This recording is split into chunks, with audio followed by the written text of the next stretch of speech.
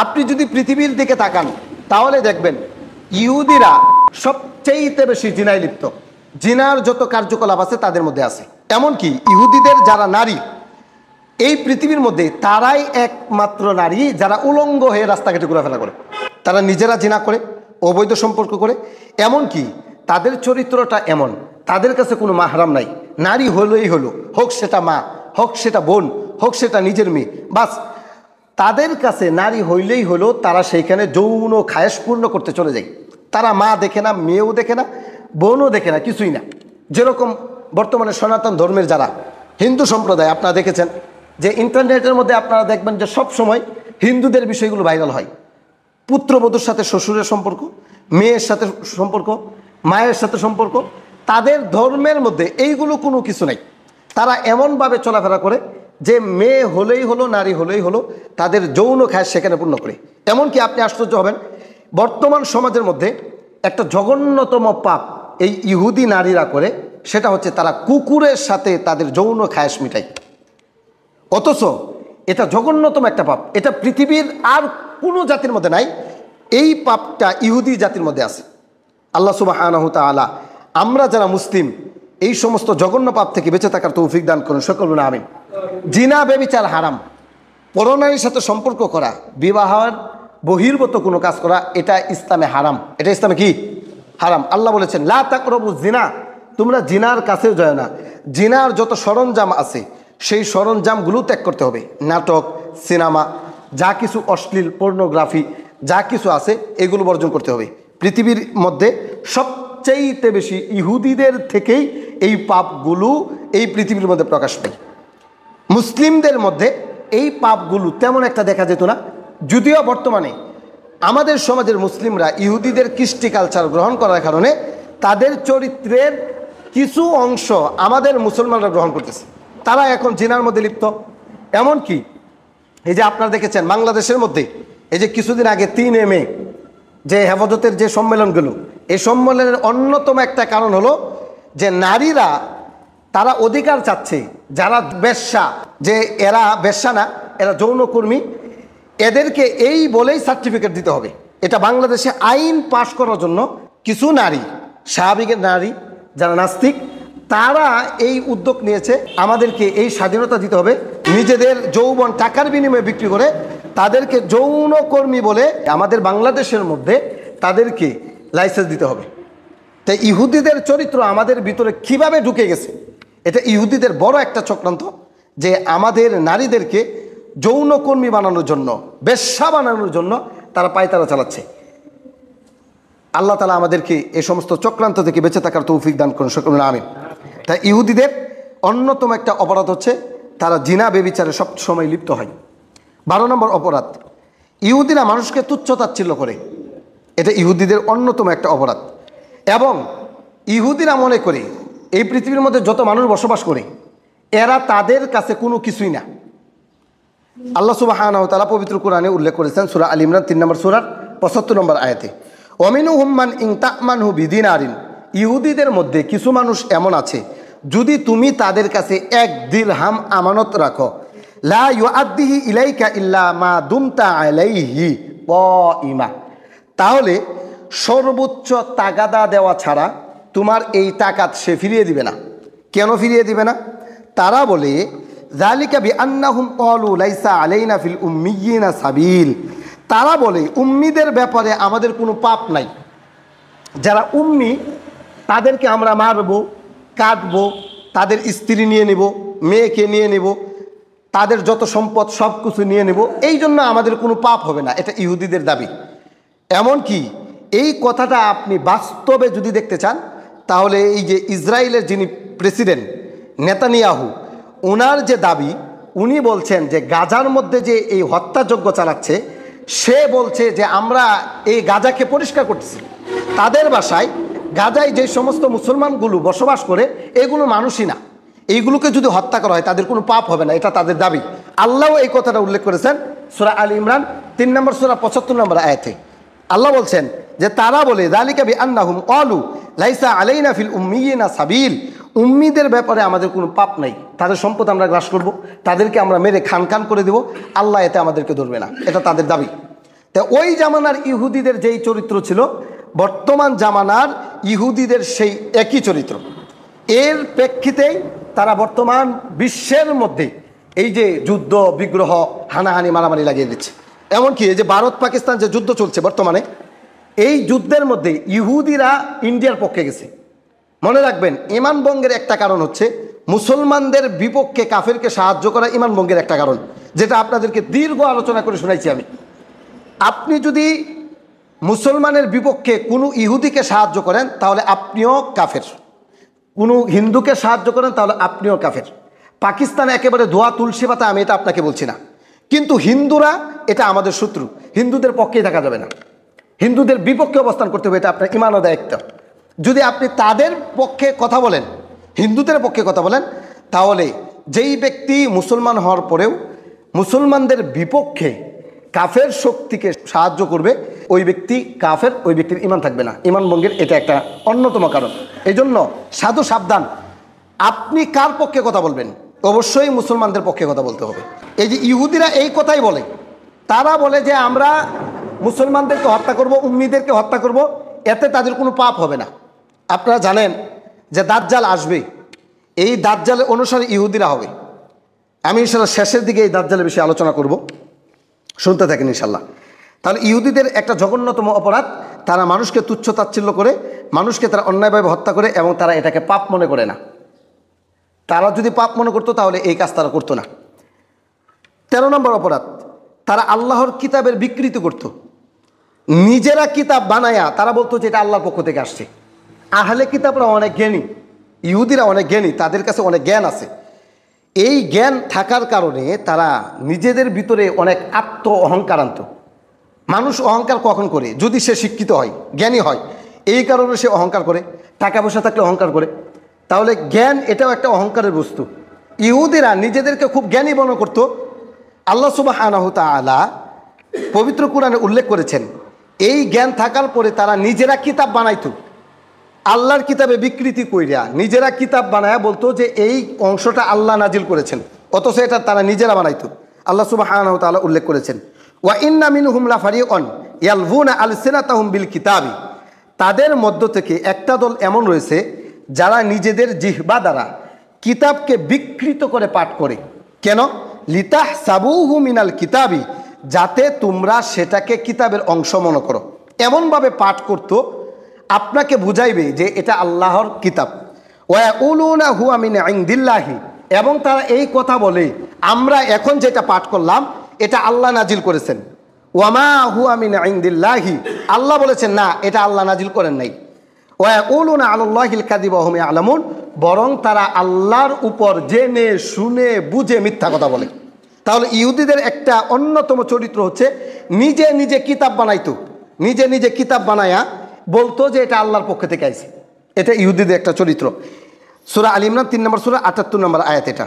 এরপরে সূরা বাকারা 2 নম্বর সূরার 79 নম্বর আয়াতে আল্লাহ বলছেন, ফাওয়াইলুল লিল্লাযিনা ইয়াকতুবুনাল কিতাবা বিআইদিহিম, ধ্বংস ওই সমস্ত ব্যক্তিদের জন্য যারা নিজেদের হাতে কিতাব রচনা করে। রচনা করার পরে সুম্মা ইয়াকুলুনা, তারা বলে হাযা মিন ইনদিল্লাহি, এটা আল্লাহর পক্ষ থেকে এসেছে।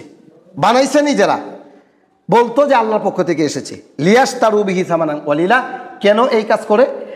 করার কারণ হচ্ছে তারা এর বিনিময়ে দুনিয়ার কিছু অর্থ সম্পদ উপার্জন করে নেয়।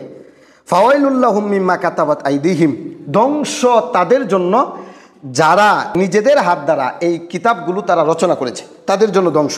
ওয়াইলুল লাহুম মিম্মা ইয়াকসিবুন, এবং তারা যা উপার্জন করেছে এই কারণে তাদের জন্য ধ্বংস অনিবার্য।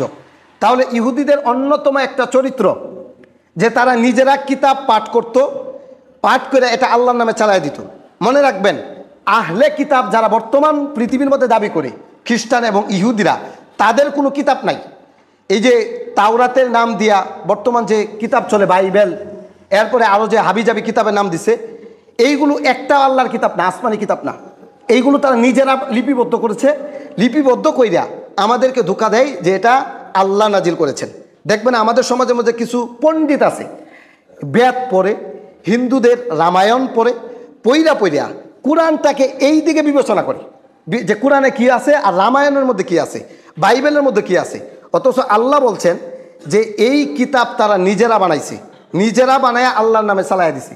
যেই কথা নিজেরা বানায়া নিজেদের কথাকে আল্লাহর নামে চালায়া দেয়, সেটাকে যারা বর্তমান সময়ে মুসলমান হওয়ার পরেও এটাকে প্রমোট করে, এটা অনুযায়ী কোরআনকে বিশ্লেষণ করে, তারা প্রত্যেকটাই ইমানদার হওয়ার পরেও কাফের। প্রত্যেকটা ইমানদার হওয়ার পরে কি কাফের। এই জন্য সাবধান।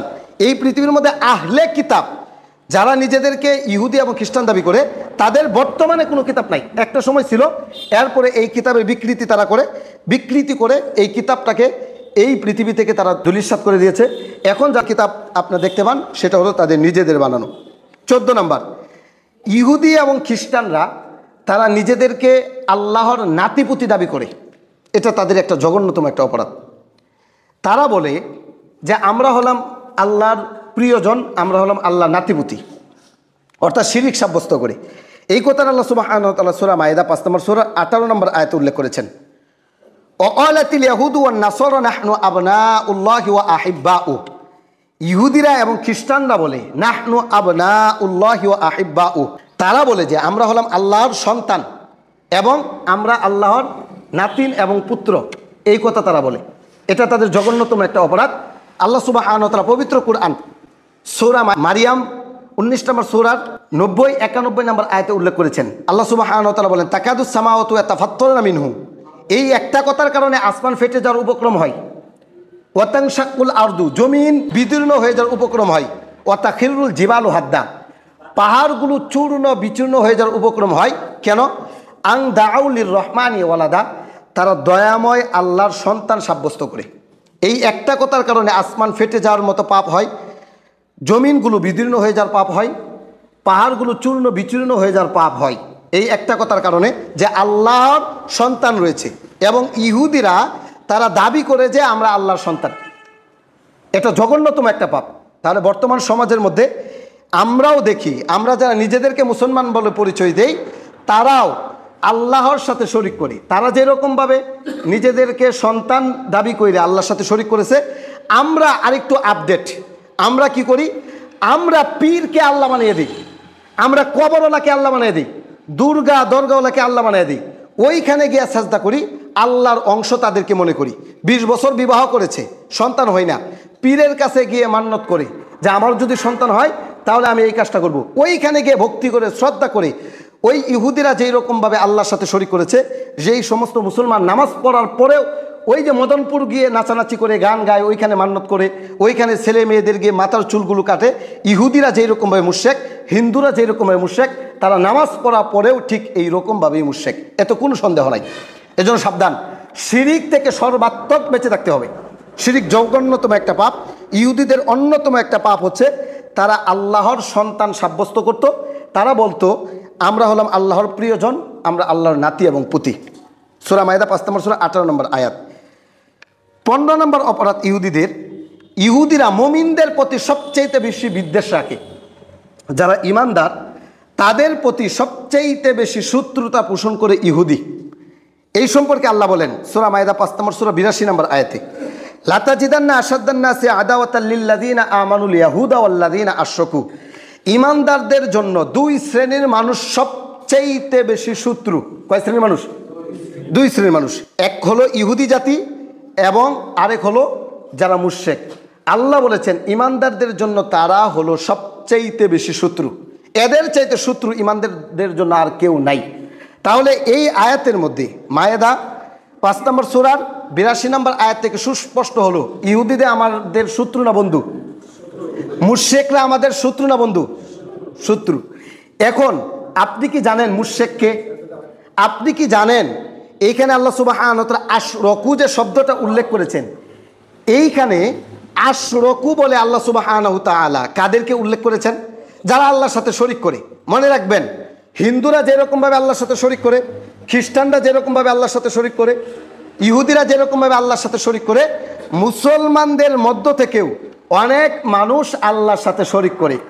এই মুশরিক নামাজও পড়ে, রোজাও রাখে, মুখে দাড়িও রাখে, সব কিছু করে, এরপরে আল্লাহর সাথে শরিক করে। আল্লাহ সুবহানাহু ওয়া তাআলা সূরা ইউসুফ 12 নম্বর সূরা 106 নম্বর আয়াতে উল্লেখ করেছেন, ওয়ামা ইউমিনু আকসারুহুম বিল্লাহি ইল্লা ওয়া হুম মুশরিকুন। অধিকাংশ মানুষ ঈমান আনার পরে মুশরিক, তারা ঈমান আনার পরে আল্লাহর সাথে শরীক করে।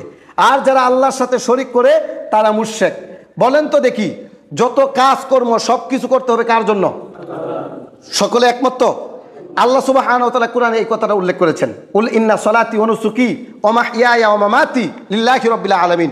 হে নবী, আপনি বলেন, নিশ্চয় আমার সলাত, ওয়া নুসুকি আমার কুরবানি, ওয়া মাহইয়ায়া আমার জীবন, ওয়া মামাতি আমার মরণ, লিল্লাহি রাব্বিল আলামিন। সব কিছু হতে হবে কার জন্য? আল্লাহর জন্য। কিন্তু আমি আপনাকে এখন দেখাবো আপনি এমন কিছু কাজ করেন যেটা মানুষকে খুশি করার জন্য করেন। যেমন আপনার বাবা মারা গেল, আপনার দাদা মারা গেল, মারা যাওয়ার পরে আমাদের সমাজের মধ্যে যেই অবস্থাটা তৈরি হচ্ছে, তারা বলে আমরা যদি জিয়াফত না খাওয়াই, মানুষকে যদি 3 দিন আর 7 দিন আর 40 অনুষ্ঠান না করি, মানুষে কি বলবে? এই যে মানুষে কি বলবে, মানুষকে সন্তুষ্ট করার জন্য যে আপনি জিয়াফতটা করলেন, এটা শিরিকের কাজ করলেন। আল্লাহর সাথে মানুষকে শরীক সাব্যস্ত করার কারণে আপনিও মুশরিক। এবং এই কথাগুলো বলার কারণে আপনারা দেখবেন এরা চেইতা উঠে। আজকে ফজরের সময়, তালিমের সময় এই হাদিসটা পড়ছি, এখানে ফাজাইলে আমলে এই হাদিসটা আছে। এগুলো তো পড়েন না, বাড়িতে তালিমের ব্যবস্থা করেন না। কোনো ব্যক্তি যদি লোক দেখানোর জন্য কোনো কিছু করে, সে টাটকা মুশরিক। মানুষকে সন্তুষ্ট করার জন্য কোনো কিছু করা, এটা শিরিকি কাজ। করতে হবে কার সন্তুষ্টির জন্য? আল্লাহর সন্তুষ্টির জন্য। তাহলে ইহুদিরা আমাদের শত্রু, যারা মুশরিক তারাও আমাদের শত্রু, যারা শিরিক করে। এই যে লাইলমা মিয়ার বাড়িতে যে গান হইল, তারা তো প্রকাশ্যভাবে সেজদা নেয়, সেজদা নেওয়ার পরে এরা আল্লাহর সাথে শরিক করে। এই যে মুশরিকগুলো, এরা নামাজও পড়ে, রোজাও রাখে, হজও করে, আবার জাকাতও দেয়, সব কিছু ঠিকঠাক করে, মুখে দাড়িও রাখে, কিন্তু আবার শিরিকও করে আল্লাহর সাথে। ঈমানবিহীন তারা মৃত্যুবরণ করবে, টাটকা মুশরিকদের কাতারে গিয়ে দাঁড়াবে তারা। এই জন্য সাবধান। কথা বলার পূর্বে সবসময় চিন্তা ফিকির করবেন যে কার পক্ষে আপনি কথাটা বলতেছেন, চিন্তা ভাবনা করে কথা বলা উচিত। এই জন্য আল্লাহ সুবহানাহু ওয়া তাআলা উল্লেখ করেছেন, ইমানদারদের জন্য 2 শ্রেণীর মানুষ এই পৃথিবীর মধ্যে সবচাইতে শত্রু, একটা হলো ইহুদি আর একটা হলো মুশরিক। এই জন্যই তারা আমাদেরকে নির্যাতন, জুলুম, অত্যাচার আমাদের উপরে বিভিন্নভাবে তারা নির্যাতন করে যাচ্ছে। আল্লাহ তাআলা আমাদেরকে শত্রু এবং মিত্র চেনার মতো তৌফিক দান করুন, সকল বলেন আমিন। 16 নম্বর, এরা মানুষকে সঠিক ধর্ম থেকে বাধা দেয়। সঠিক দিন পালন করার জন্য তারা মানুষকে যেভাবে সম্ভব সেভাবেই তারা বাধা দেওয়ার চেষ্টা ফিকির করে। আল্লাহ সুবহানাহু ওয়া তাআলা তাদের চরিত্রটা উল্লেখ করেছেন সূরা বাকারা 2 নম্বর সূরার 109 নম্বর আয়াতে। আল্লাহ বলেন, ওয়াদ্দা কাসীরুম মিন আহলিল কিতাবি, আহলে কিতাবদের মধ্য থেকে অধিকাংশ আহলে কিতাব তারা চায়, লাউ ইয়ারুদ্দুনাকুম বা'দা ঈমানিকুম কুফফারা, ঈমান আনার পরে তোমাদেরকে কুফুরির দিকে ফিরিয়ে নিতে। তারা এটা চায় যে তোমরা যে ঈমান এনেছো, ঈমান আনার পরে তোমরা যেন আবার কুফরি করো, এটা আহলে কিতাবরা দাবি করে।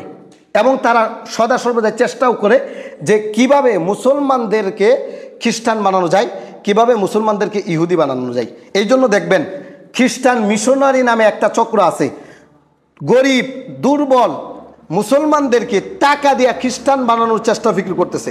পার্বত্য অঞ্চলে আপনি যান, সেখানে দেখবেন অনেক মুসলমানদেরকে টাকা দিয়া তাদেরকে খ্রিস্টান বানিয়ে ফেলতেছে। এবং এটা তারা আশা করে এটা আল্লাহর কথা, ওয়াদ্দা কাসীরুম মিন আহলিল কিতাব, আহলে কিতাবদের অধিকাংশরা চায় তোমাদেরকে, লাউ ইয়ারুদ্দুনাকুম বা'দা ঈমানিকুম কুফারা, ঈমান আনার পরে যদি তোমাদেরকে কুফুরির দিকে ঠেলে দেওয়া হতো তাহলে তারা অনেক খুশি হইতো। এটা তারা চায়। এটা কেন? হাসাদাম মিন ইনদি আনফুসিহিম, তাদের অন্তরের হিংসার কারণে। এই পৃথিবীর মধ্যে যত মানুষ বসবাস করে, ইহুদিদের মধ্যে সবচাইতে বেশি হিংসা কাজ করে। হিংসার কারণে ইমানদারদেরকে তারা সঠিক ধর্ম থেকে তারা ফিরিয়ে আনতে চায়। তারা চায় যেন যারা এই পৃথিবীর মধ্যে ইসলাম ধর্ম পালন করে তারাও যেন আমাদের মতো আহলে কিতাব হয়ে যায়, যেটা আল্লাহ সুবহানাহু ওয়া তাআলা কোরআনে উল্লেখ করেছেন। মনে রাখবেন, আহলে কিতাব যারা, ইহুদি যারা, খ্রিস্টান যারা, এরা কখনো আমাদের প্রতি সন্তুষ্ট হবে না। পবিত্র কোরআনে আল্লাহ সুবহানাহু ওয়া তাআলা সূরা বাকারার মধ্যে উল্লেখ করেছেন 120 নম্বর আয়াত। আল্লাহ বলেছেন, লান তারদু আনকাল ইয়াহুদু ওয়ালান নাসারা হাত্তা তাত্তাবিআ মিল্লাতাহুম, হে নবী মুহাম্মদ, এই ইহুদিরা, এই খ্রিস্টানরা আপনার প্রতি কখনো সন্তুষ্ট হবে না। এই কথাটা কার? আল্লাহ বলেছেন, লান তারদু, কখনো সন্তুষ্ট হবে না আপনার প্রতি। কে সন্তুষ্ট হবে না? ইহুদিরা, খ্রিস্টানরা। কতক্ষণ পর্যন্ত সন্তুষ্ট হবে না? হাত্তা তাত্তাবিআ মিল্লাতাহুম, যতক্ষণ পর্যন্ত মুহাম্মদ আপনি তাদের ধর্ম অনুসরণ না করবেন, তাদের মিল্লাতের অনুসরণ না করবেন, ততক্ষণ পর্যন্ত ইহুদিরা খ্রিস্টানরা আপনার প্রতি সন্তুষ্ট হবে না। এই পৃথিবীর মধ্যে সবচাইতে উত্তম চরিত্রের অধিকারী হলো মুহাম্মদ সাল্লাল্লাহু আলাইহি সাল্লাম।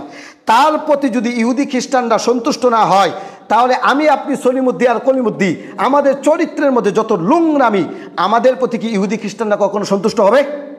কখনো সন্তুষ্ট হবে না। কিন্তু দেখেন, আমরা কিন্তু ইহুদিদের চরিত্রগুলোই এখন নিজেদের ভিতরে ফিট করে নিচ্ছি। যা কিছু আছে আমাদের জীবনের পরতে পরতে ইহুদিদের চরিত্রগুলো এখন আমাদের ভিতরে ঢুকে গেছে। অথচ আল্লাহ বলেছেন ইহুদিরা তোমাদের প্রতি সন্তুষ্ট হবে না, খ্রিস্টানরাও তোমাদের প্রতি সন্তুষ্ট হবে না। আল্লাহ সুবহানাহু তাআলা এই কথাগুলো পবিত্র কোরআনে সুস্পষ্টভাবে আমাদেরকে জানিয়েছেন। কেন জানিয়েছেন? যেন আমরা ইহুদিদের চরিত্র থেকে বের হতে পারি। 17 নম্বর, ইহুদিরা হবে দাজ্জালের অনুসারী। এটা খুবই একটা গুরুত্বপূর্ণ পয়েন্ট, মনে রাখবেন।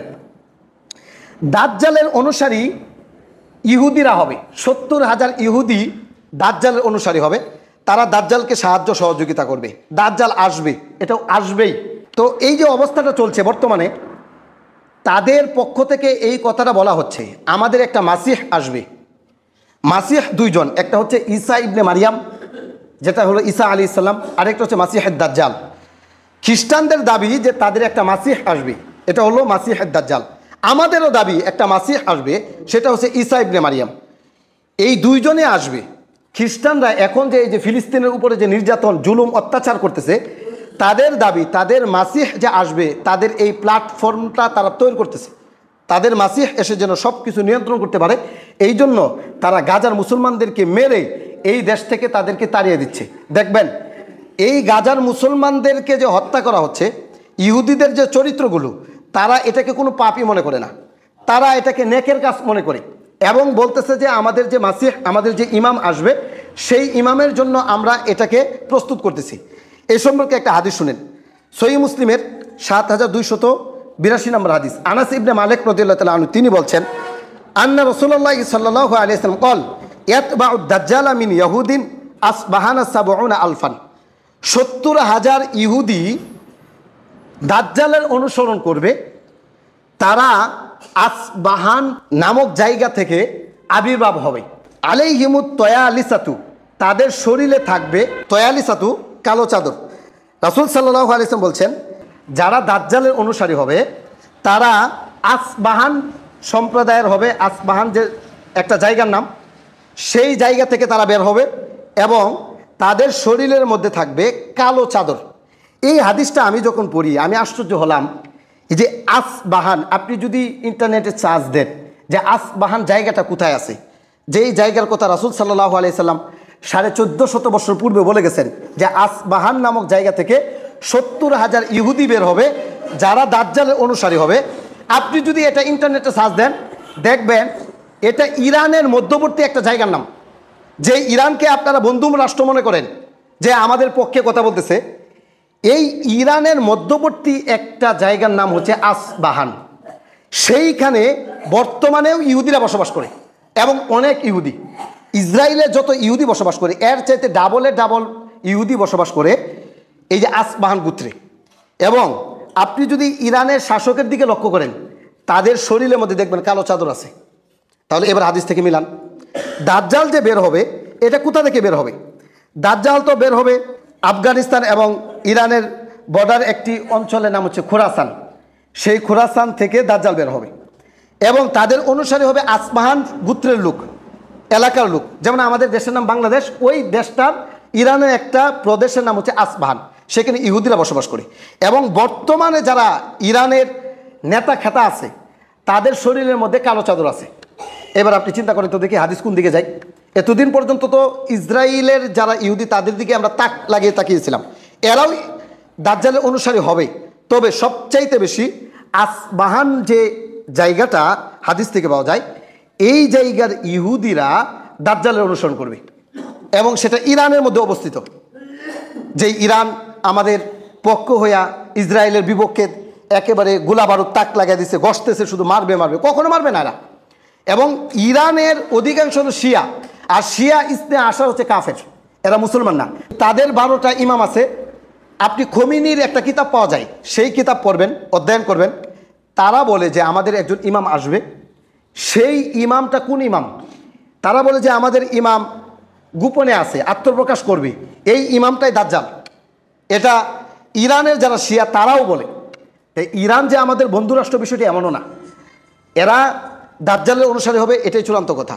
এই জন্য সূত্র মিত্র আমাদেরকে চিনতে হবে, চিনে জেনে শুনে বুঝে আমাদেরকে পক্ষে থাকতে হবে। তাহলে এই যে ইরানের যে চরিত্রগুলো আপনারা দেখতে পাচ্ছেন, যে বিগত দিন যাবৎ আরেকবার যখন ইসরায়েলরা ফিলিস্তিনের উপর আক্রমণ করেছে, তারা অনেক স্ট্যাটাস দিয়েছে যে আমরা এ হ্যান করবো ত্যান করবো, কিছুই করে নাই।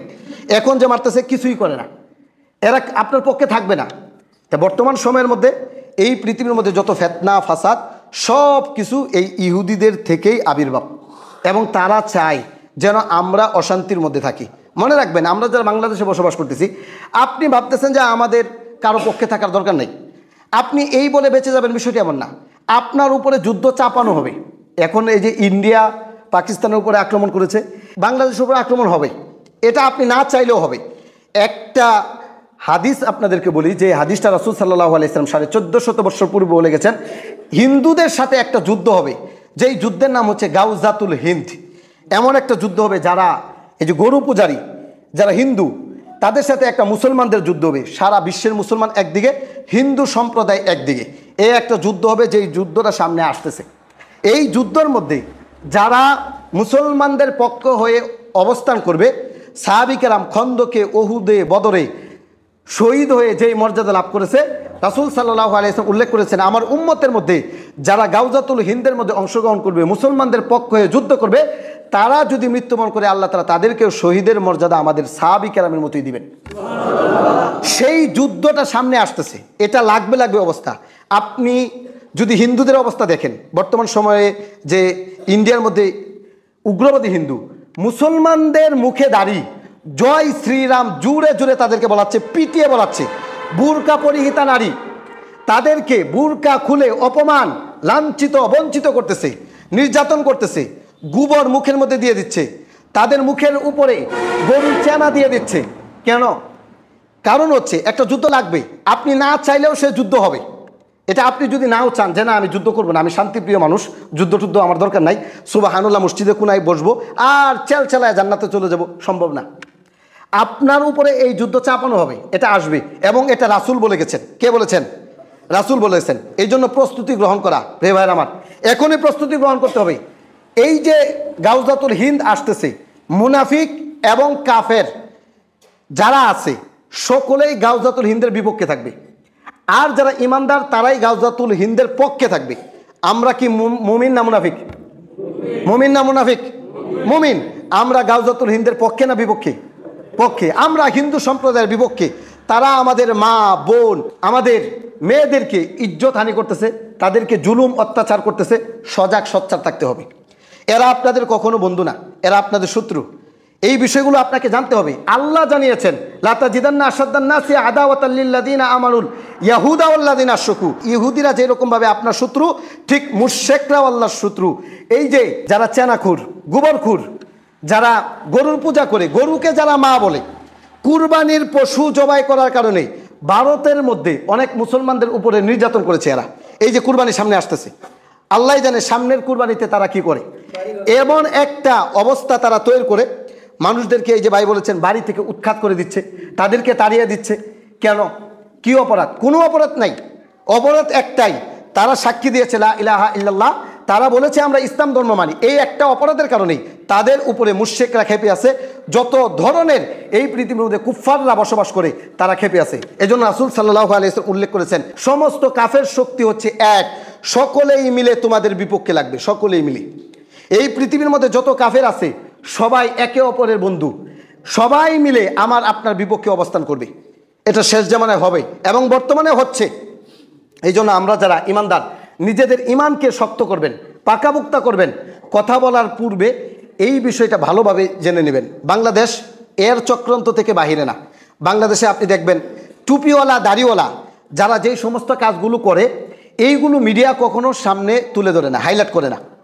কিন্তু রামেরা আর বামেরা, শাহবাগীরা মাত্র 7-8 জন রাম এবং বাম শাহবাগে যদি অবস্থান করে, সেইখানে এই শাহবাগীদের চাইতে মিডিয়া বেশি চলে আসে। কেন? কারণ কি? কারণ তারা আপাদমস্তকে এই যে ইসলামের বিপক্ষে, তারা ইসলামের বিপক্ষে কাজ করে। এই যে বর্তমানে আপনারা দেখেছেন যে নারী বিষয়ক যে সমস্যাটা চলছে, এই বিষয়ের মধ্যে মাত্র 0.0001%ও নয়। তারা বলতেছে বেশ্যাদেরকে যৌনকর্মী বলে সাপোর্ট দিতে হবে, তাদেরকে অধিকার দিতে হবে। একটা মেয়ে তার যৌবন টাকার বিনিময়ে বিক্রি করে দিবে। বেশ্যা, যেটাকে আমরা ঘৃণা করি, সমাজে যাদের কোনো মূল্যায়ন নাই, আল্লাহ নিষেধ করে দিয়েছেন, কোরআনে আছে লা তাকরাবু জিনা, জিনার কাছেও যায় না। এই বেশ্যা আবৃত্তি যেটা ইসলামে হারাম, মুসলমানের সংখ্যাগরিষ্ঠ মুসলমানের দেশের মধ্যে মাত্র গুটি কয়েকজন শাহবাগী নাস্তিক আস্তিকরা এখন আমাদের বিপক্ষে দাঁড়িয়ে গেছে। দেখুন সমস্ত মিডিয়া তাদের পক্ষেই কথা বলতেছে। এবং এটাকে বাস্তবায়ন করার জন্য বর্তমান যে গভর্নমেন্ট, এই গণ অভ্যুত্থানের যে ডক্টর ইউনূস, উনিও এর সুরে তাল মিলিয়ে কথা বলতেছে। না, এটা কখনো হওয়া দেওয়া যাবে না। যদি এটা হয় তাহলে আপনার মেয়ে, আমার মেয়ে, আপনার বোন, আমার বোন, তারা স্বাধীনভাবে নিজেদের যৌবন বিক্রি করবে টাকার বিনিময়ে। এটাকে কেউ পাপ মনে করবে না, তখন এটা তারা স্বাধীনতা মনে করবে। আর এই দেশের মধ্যে তখন এটা আইন চালু হয়ে যাবে। এবং আমাদের যুব সমাজ এখন যেই রকমভাবে ধ্বংস, এর চাইতে বেশি তারা ধ্বংস হয়ে যাবে। তাদের চরিত্র তখন আর ঠিক থাকবে না। কারণ এর মাধ্যমে কি হবে, বিবাহর যে বিষয়টা, সেই বিষয়টা ধ্বংস হয়ে যাবে, বিবাহ থাকবে না। কেন? আমাদের সমাজে বলে মাংনা মাংনা যদি দুধ পাওয়া যায় তাহলে গরু পালবে কে? যদি আপনার যৌন খায়স যদি 200 টাকার বিনিময়ে যদি আপনি আত্মতৃপ্তি দিতে পারেন, তাহলে বিবাহ নামক অনেক কিছু দিতে হয়, দেনমোহর দিতে হয়, শাড়ি লুঙ্গি দিতে হয়, অনেক কিছু দিতে হয়, তাকে সারা জীবন লালন পালন করতে হয়। এই থেকে যুবকরা বেরিয়ে যাবে, তারা বলবে যে আমাদের বিবাহর দরকার নেই, কারণ যৌবন তো তারা অন্যত্র ক্ষয় করতে পারতেছে। এই জন্য এটা বাস্তবায়ন করতে দেওয়া যাবে না। সকল মুসলমানদের ইমানি দায়িত্ব এই পৃথিবীর মধ্যে কোরআনকে বাস্তবায়ন করা, এটা ইমানের দায়িত্ব। যখনই কোরআন বাস্তবায়ন হবে তখনই এই যে রামেরা আর বামেরা এই সমস্ত কথা বলার দুঃসাহস পাবে না। এখন দুঃসাহস কিভাবে পায়? দুঃসাহস পাওয়ার একমাত্র কারণ হলো গণতান্ত্রিক দেশ, এই দেশের মধ্যে সবারই কথা বলার অধিকার আছে, সেই হিসাবে তারাও কথা বলে এবং মিডিয়া তাদেরকে হাইলাইট করে, তাদের বিষয়টাই বাস্তবায়ন হয়। আমরা যারা কোরআন এবং হাদিসের কথা বলি, আমরা যারা 92% মুসলিম এই সমাজের মধ্যে বসবাস করি, আমাদের কথার 4 পয়সার দামও নাই। এই জন্য এই পৃথিবীর মধ্যে কোরআনকে বাস্তবায়ন করতে হবে। রাসূল সাল্লাল্লাহু আলাইহি ওয়াসাল্লামের যে শরীয়ত তিনি আমাদেরকে রেখে গেছেন, সেই শরীয়ত বাস্তবায়ন করতে হবে। এই জন্য যদি নিজের জীবন দিতে হয় জীবন দিবেন, রক্ত দিতে হলে রক্ত দিবেন, মাল দিতে হলে মাল দিবেন, যদি সন্তানকে এতিম করতে হয় এতিম করবেন, যদি স্ত্রীকে বিধবা করতে হয় বিধবা করবেন। এরপরেও আল্লাহর জমিনে আল্লাহর দ্বীন বাস্তবায়ন করার জন্য প্রতিটা মুসলমানের সামনের কাতারে থাকতে হবে। ঠিক কিনা ভাই? এই কথা বলতে হবে। এই জমিনের মধ্যে আল্লাহর নাফরমানি হবে, এই জমিনের মধ্যে আল্লাহর বিরুদ্ধে কোনো কাজ করবে কোনো নাস্তিক, কোনো আস্তিক, কোনো শাহবাগী যদি সেই দিকে কোনো কথা তুলে, 92% মুসলিম আমরা তাদেরকে কঠিন হস্তে প্রতিহত করব ইনশাল্লাহ। আমরা চাই আমাদের এই দেশের মধ্যে কোরআনের আইন বাস্তবায়ন হোক। চান তো আপনারা? সকলে চান তো? আমরা চাই এই সমাজের মধ্যে কোরআনের বাস্তবায়ন হোক। কোরআনের বাস্তবায়ন যদি হয় তাহলে কি হবে, সকলের যে অধিকার, সেই অধিকার সকলেই বুঝে পাবেন, কারো উপরে জুলুম করা হবে না, সকলেই সকলের অধিকার বুঝে পাবেন। এখন তো এই যে গণতন্ত্রের কারণে একদল খাইছে আরেক দল রেডি আছে, মিজানুর রহমান আল আজহারি সাহেব বলছিলেন, তখন একদল গায়ে মাখায়া খুব হস্তনস্ত করছে, আজহারি সাহেবের বিপক্ষে লাগছে। বাস্তবে তাই। চাঁদাবাজি কারা করে? ইতিপূর্বে যারা চাঁদাবাজি করতো, যারা ছিল পলাতক, এখন তারা প্রকাশ্য বাইশা, তারা এখন চাঁদাবাজির মধ্যে লিপ্ত। ঠিক কিনা? চাঁদাবাজি যদি বন্ধ করতে চান তাহলে অবশ্যই এই পৃথিবীর মধ্যে কোরআনের বাস্তবায়ন করতে হবে, এর বিকল্প আর কোনো রাস্তা নাই। তাহলে যদি কোনো ব্যক্তি চাঁদাবাজি করতে আসে তাহলে কোরআনের বিধান অনুযায়ী তার বিচার করা হবে। এই সমাজের মধ্যে যদি কোরআনের বাস্তবায়ন করতে চান, এখন যারা বলে যে বেশ্যাদেরকে টাকা দিতে হবে, তাদেরকে যৌনকর্মীর সার্টিফিকেট দিতে হবে, ইসলাম বলে বিবাহের আগে যদি কোনো ব্যক্তি জিনা করে তাহলে তাকে 100 বেত্রাঘাত করে দেশ থেকে তাড়িয়ে দিতে হবে, বিবাহ করার পরে যদি কোনো ব্যক্তি জিনা করে পাথর মেরে হত্যা করতে হবে, বিধানটা কার? আল্লাহর বিধান। সমাজের মধ্য থেকে জিনা চলে যাবে, সুদ চলে যাবে, ঘুষ চলে যাবে, চুরি চলে যাবে, ছিনতাই চলে যাবে। একটাই সমাধান, কোরআনের বিধান এই সমাজের মধ্যে বাস্তবায়ন করতে হবে।